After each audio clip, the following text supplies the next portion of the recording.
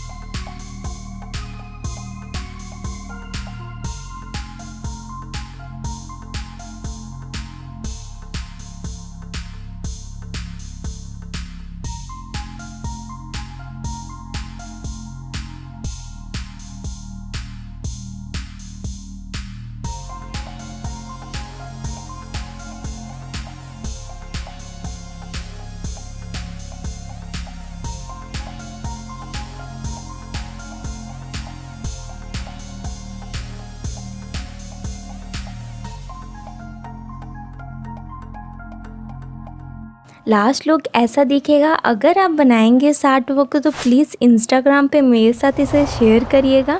मेरे आर्ट की वीडियोस को देखने के लिए मेरे चैनल को सब्सक्राइब करें, बेल आइकन को प्रेस करना ना भूलें और कमेंट सेक्शन में ज़रूर बताएं कि आपको ये वीडियो कैसी लगी। Thank you guys for watching this video and see you again in the next video.